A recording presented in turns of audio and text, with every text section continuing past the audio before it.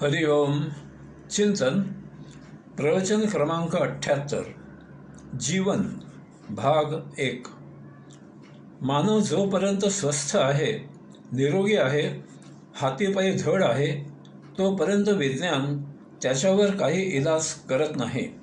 कारण अशा वेळी विज्ञानाला प्रश्न पडतो की अशा मानवावर इलाज कशासाठी करायचा.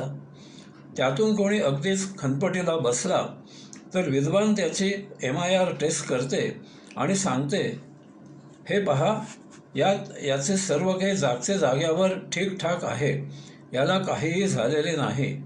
ताप आला, एखादा अवयव दुखत आहे, काही जखम झाले तर आम्ही काही इलाज करू शकतो. परंतु अध्यात्म सांगते की स्वस्थ असणे, निरोगी राहणे, हातीपायी सुदृढ असणे पुरेसे नाही. अध्यात्माप्रमाणे त्याचे जीवन पूर्ण नाही, ते अधुरे, अर्धवट, अपूर्ण आहे. तो किती हसत हसत सांगत असला की मी आनंदात आहे, तरीही तो आनंदात नसतो. त्याला जो आनंद वाटत असतो ते सौख्य असते, तो आनंदाचा आभास असतो. आपण मानवाचे आनंदाची कल्पना काही निराळी आहे. तो ज्याला आनंद असे म्हणतो ते सौख्य असते. अज्ञानामुळे हे त्याला उमजत नाही. एखादा धनाढ्य आहे, त्याची पत्नी त्याला विचारून आहे, त्याची मुले शिकलेली आहेत, ते नोकरीधंदा करत आहेत, सुना विचारून आहेत, जावई सद्गुणी आहे, तो स्वतः स्वस्थ आहे, निरोगी आहे, हातीपायी धड आहे, नगरामध्ये प्रसिद्ध आहे, त्याला नगरामध्ये प्रतिष्ठा आहे, सर्व नगर त्याचा मान सन्मान करते. यामुळे असा मानव सांगतो की माझ्यासारखा मीच आनंदात आहे, मला कोणाची दृष्ट न लागो, माझा कोणी हेवा न करो. परंतु अध्यात्माच्या दृष्टीने आनंदात असण्यासाठी हे पुरेसे नाही. असा हा मानव आनंदात नाही आहे, तो सौख्यात आहे. कारण त्याच्या दृष्टीने असलेल्या या मानवाच्या आनंदाच्या यादीमागे छुपेपणाने महादुःख लपलेले आहे. त्याची त्याला अज्ञानामुळे जाण नाही आहे. कारण हे त्याचे सौख्य डगमगायला अद्याप काही कारण निर्माण झालेले नाही, तोपर्यंतच तो सौख्यात आहे. भविष्यात काही कारणाने त्याचे धन नष्ट झाले, त्याची पत्नी त्याच्यावर नाराज झाली, मुले व्यसनी झाली, सुना विचारेनशा झाल्या, जावई मुलीजवळ नीट वागेनासा झाला, तो आजारी झाला, त्याला रोग झाला, त्याची नगरामध्ये अप्रसिद्धी झाली, त्याची प्रतिष्ठा धुळीला मिळाली, नगरात त्याचा अपमान होऊ लागला, आणि तरीही तो आता आनंदात आहे का? नाही, तो महादुःखात आहे. याचा अर्थ त्याच्या दृष्टीने असलेला त्याचा तो आनंद त्रिकाला बाधित, टिकाऊ नव्हता, म्हणून ते सौख्यच होते आणि त्यामुळे त्याला त्याविरुद्ध दुःख भोगावे लागले. याचबरोबर अध्यात्माप्रमाणे अशा प्रकारे सौख्यात जगणे आणि अशा सौख्यावस्थेतच मृत होणे हे मानवी जीवन नाही.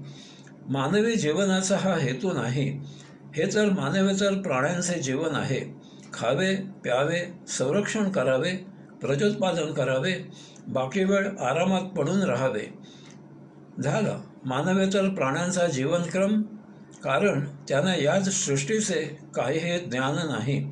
सूर्य उगवतो, मावळतो, चंद्र उगवतो, मावळतो, पाऊस पडतो, थंडी पडते, ऊन पडते, वृक्ष उगवतात, अन्य प्राणी ये-जा करतात, इत्यादी इत्यादी. म्हणजे काय याचे त्यांना ज्ञान नाही.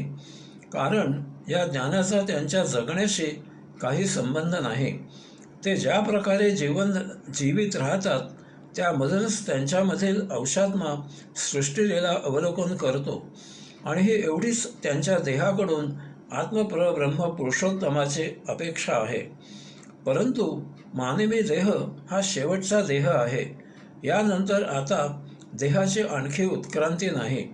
या देही त्याने मानवेतर प्राण्यांप्रमाणे जगून मरायचे नाही. त्याच्या देहाच्या माध्यमामधून सृष्टीलीला अवलोकन करायचा आत्मपरब्रह्माचा उद्देश नाही. असलाच तर दुय्यम आहे.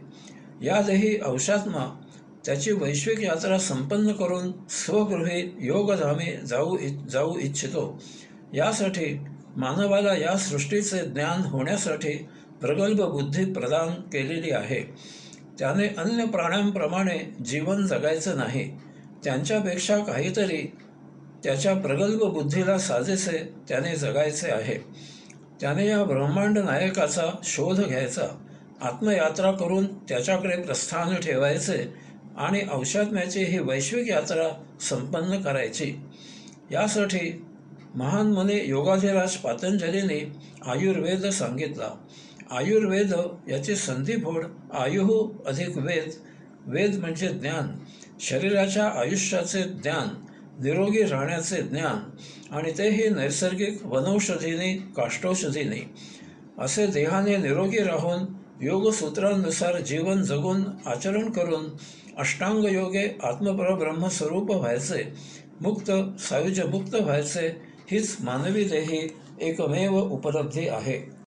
कारण एखादा वर वर्णन केल्याप्रमाणे सौख्यात असलेला त्या सौख्यात स्थिर राहणार नाही. त्याला आतून काहीतरी सौख्याची बेचैनी जाणवेल. त्याला ते सौख्य टोचू लागेल आणि तो त्या भरात काहीतरी नसते उद्योग करेल आणि दुःखी होईल.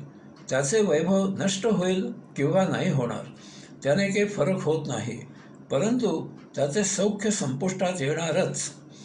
काही ना काही कारण घडून तो दुःखी होणारच. कारण काय घडेल हा गौण मुद्दा आहे.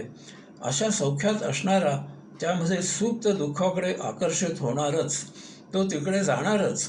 हीच नियती आहे. जोपर्यंत मानव सुखदुःखाच्या अतीत होत नाही तोपर्यंत सुखदुःख असा आटापाटाचा खेळ सुरू असणे हीच नियती आहे. म्हणून दुःख नष्ट होऊन सौख्य प्राप्त झाले की पहिला धडा गिरवायचा.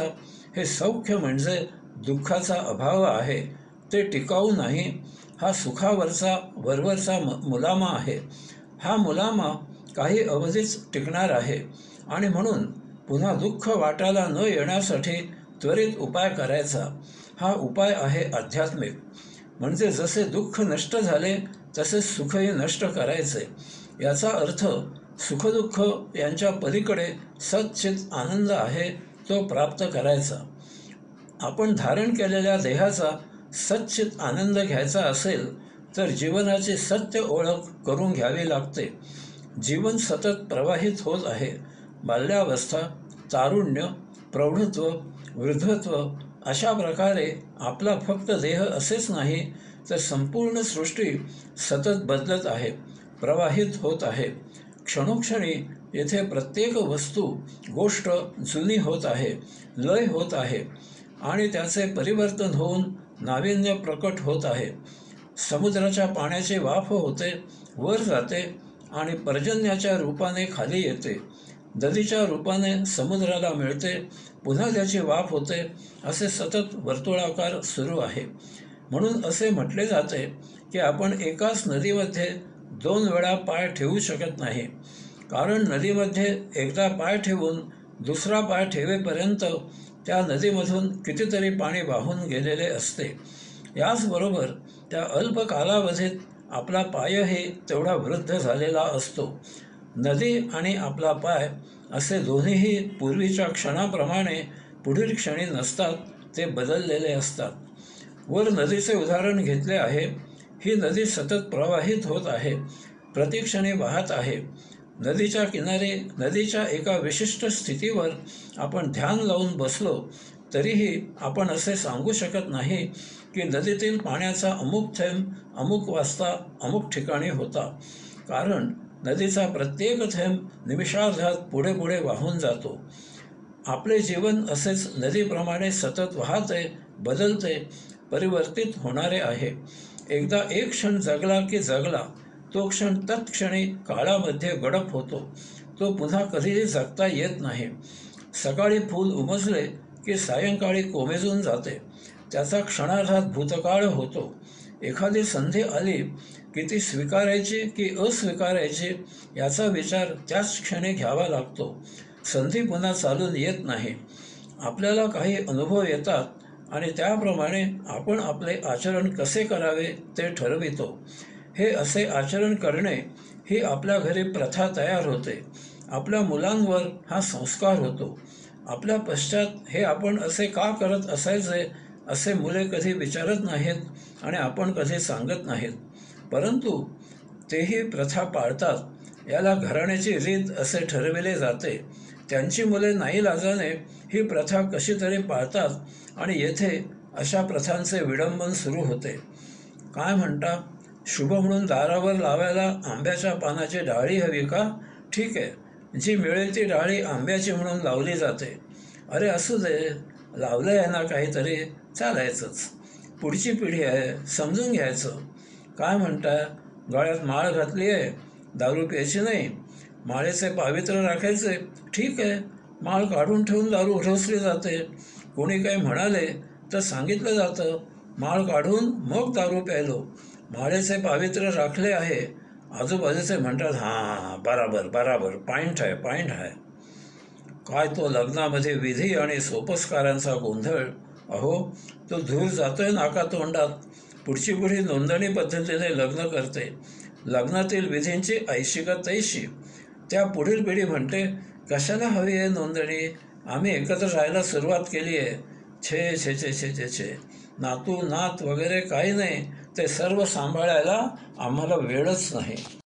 योगाधिराज पातंजलीने अपरिग्रह म्हणजे सूत्र क्रमांक 5.2.30 हा यम म्हणजे धर्म म्हणजे प्रत्येकाने पाळायलाच पाहिजे असे आचरण सांगितले आहे.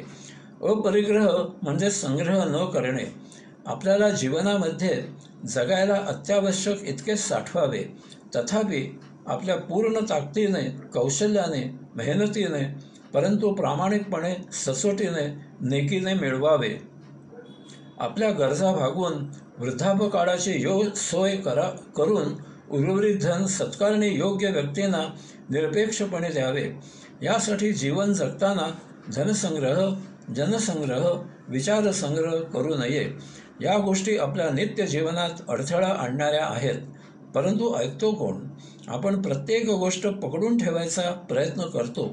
धन जमवायचे, किती मरेपर्यंत धन जमवतच राहायचे. स्थावर मालमत्ता जमवायची, मरताना सर्व येथेच ठेवून जायचे. मुलांवर मालकी गाजवायची. पतिपत्नी एकमेकावर मालकी गाजवतात. मालक नोकरावर मालकी गाजवतो.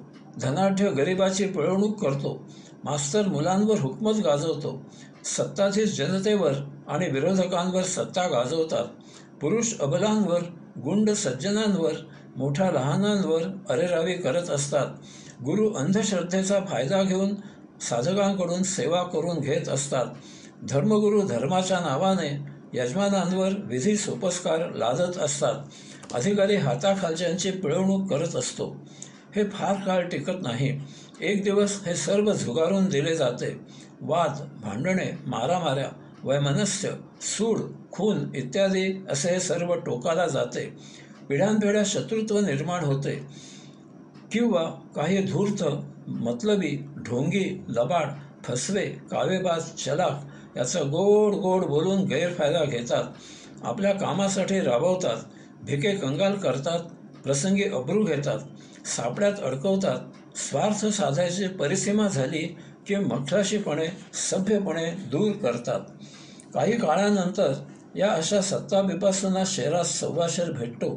रंगभूमीवर फासे उलटे पडतात, परंतु त्याच्याकडून पूर्वीचेच कथानक साजरे केले जाते. फक्त पूर्वीचा नायक खलनायक झालेला असतो आणि नाटकाला नवा नायक मिळालेला असतो. नाटकाचा विषय तोच, परंतु नव्या जमान्यामधील भाषेत लिहिलेला असतो. यामुळे अराजकता काही संपत नाही. सर्वसामान्य जनतेचे, गोरगरिबांचे, भोळ्या भाबड्यांचे जे होत असते तेच होत असते. त्यात काही फरक होत नाही. जीवन जगायचे 2 मार्ग आहेत. एक आपल्या मर्जीने आणि 2 नियतीच्या मर्जीने. 1. आपल्या मर्जीने. जीवन जगल्यास आपल्याला टक्कर द्यावी लागते. आपले विचार इतरांना पटतीलच असे नाही. ते आपल्याला विरोध करतात. आपली कुचंबणा होते. आपण जगण्यासाठी समाजावर अवलंबून आहोत. यासाठी सर्वसाधारण जनतेला जे आवडते त्याचा स्वीकार करावा लागतो. आपण समाजात राहत असल्यामुळे समाजाच्या विरुद्ध आपण वर्तन करू शकत नाही. प्रवाहाच्या विरुद्ध पोहायला लागल्यास आपली दमछाक होते. आपल्या मर्जीने जीवन जगण्यामध्ये अडथळे येतात.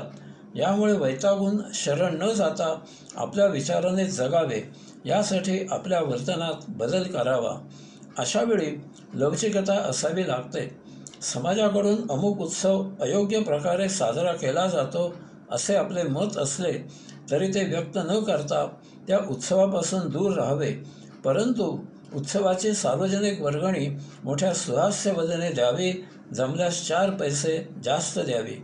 आता आपल्याला समाजाचा त्रास होत नाही. आपले समविचारी एकत्र येतात. एक छान छोटासा समुदाय तयार होतो. या सुवर्ण संधीचा उत्तम उपयोग करावा. 6 अध्यायींच्या सहवासात आपले अध्यात्म निर्विघ्नपणे सुरू राहते. मोठ्या आनंदात यात्रा सुरू राहते. परंतु जबाबदारी घ्यावी की आपला छोटा समुदाय छोटाच राहील. अतिउत्साहाने आजूबाजूंना घडवायला जाऊ नये. 2. नियतीच्या मर्जीने. आपले जीवन नदीसारखे प्रवाहित, वाहते, परिवर्तित होत असले पाहिजे. नदी लहान मोठे, नाले, ओढे अशा सर्वांना स्वतःमध्ये सामावून घेऊन त्यांचे समुद्रामध्ये समर्पण करून घेते. गटाराचे पाणी असू दे किंवा स्वच्छ पाणी असू दे, नदी ते आपल्या प्रवाहात समाविष्ट करून घेते. कशालाही विरोध करू नये. समोर जसे जीवन येईल तसा त्याचा स्वीकार करावा. भगवंतश्रींनी वैभव दिले, वैभवात जगावे, त्याचा आनंद घ्यावा. भविष्यात भगवंतश्रींनी वैभव नष्ट केले, त्याचाही आनंदाने स्वीकार करावा. जे आहे त्यात मोठ्या समाधानाने जगावे. दुर्दैवाने जर आपण पाण्यामध्ये भोवऱ्यात अडकलो तर स्वाभाविकच आपण घाबरतो आणि त्यामधून बाहेर पडण्यासाठी त्या भोवऱ्याच्या गतीला विरोध करू लागतो.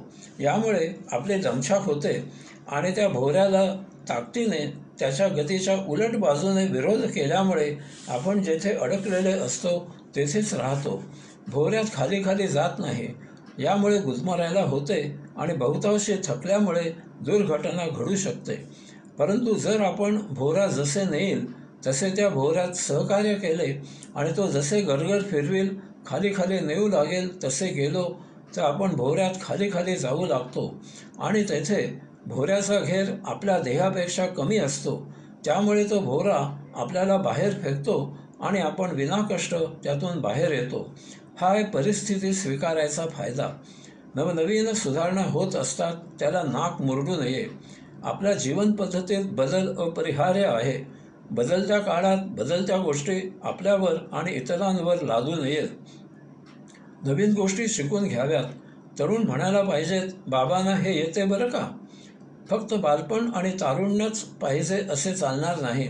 प्रौढावस्था आणि वृद्धावस्था याही आनंदाने स्वीकाराव्यात. डोक्यावरील टक्कल मुकुटासारखे मिरवावे. केस गळणे किंवा पिकणे ही आपल्या अनुभवाची खूण म्हणून मिरवावी. आपणच आपल्या या म्हातारपणावर विनोद करावा. ही जीवन प्रवाह आहे. याच्या उलट प्रवाहित होण्यात आपली दमछाक होते. याऐवजी त्याचा स्वीकार करावा. त्यायोगे आपण निसर्गाला, नियतीला साथ देऊ लागतो. आपले जीवन सुकर होते. कारण नियती आपल्याला आपल्या संचिताप्रमाणे देत असते. ते कमी की जास्त हे आपल्या मर्जीने आपण ठरवायचे नाही. इतकेच लक्षात घ्यायचे की जे नियती आपल्याला देते ते आपले संचित संपवण्यासाठी पर्याप्त आहे. त्यात आपल्याला सच्चित आनंद मिळतो. यालाच श्रीमद भगवद्गीतेत भगवंतश्रींनी मामनुस्मर मामेकम शरणं व्रज असे म्हटले आहे. येथे भगवंतश्रींना शरण जा म्हणजे नियतीला शरण जा. आपल्या जीवन प्रवाहात प्रकृती आपल्याला प्रेम, ममता, माया, वात्सल्य इत्यादी देते. हे सर्व आनंद निर्माण करणारे आहे. आपले संत ज्ञानेश्वर माऊली, तुकाराम महाराज, रामदास स्वामी इत्यादी महान विभूतींनी आनंद निर्माण केला. ते सर्व आनंदभोगी होते. त्यांनी जीवनाकडे कसे पाहावे ते शिकविले. सुखदुःख, आनंद हे सर्व आपण जीवनाकडे कसे पाहतो, जीवन कसे स्वीकारतो यावर अवलंबून आहे. सुखदुःख, आनंद या भावना बाहेर नाहीत, त्या आपल्या आतून बाहेर येतात. यामुळे बाहेर काय व्यक्त करायचे हे आपल्यावर अवलंबून आहे. खोट्या प्रतिष्ठेसाठी लायकी नसलेल्या कोणाच्या पाया पडू नका. ती प्रतिष्ठा जरी मिळाली तरी ती अल्पकाळात महादुःख निर्माण करेल. तो आपला सत्य जीवन प्रवाह नाही. आपला सत्य जीवन प्रवाह संत त्यांच्या प्रत्यक्ष आचरणामधून शिकवितात. हे आचरण म्हणजे मामनुस्मर मामेकम शरणम व्रज याचे चालते बोलते उदाहरण आहे. थोडक्यात गोडी असते. समुद्र तहान भागवत नाही, झरा तहान भागवतो. म्हणून संतांची शिकवण आहे, त्या एकाला जाणा म्हणजे सर्व तुमच्या स्वाधीन झाले. आपण डोळे मिटून शांत बसण्याचा नुसता प्रयत्न करा की आपल्या डोक्यात विचारांची किती गर्दी आहे ते आपल्याला उमजेल. ती शून्य करण्यासाठी त्या एकाला डोक्यात ठेवा, बाकी कचरा दूर उडून जाईल. यासाठी मंत्र आहे मामनुस्मर मामेकम शरणम व्रज. हरिओम.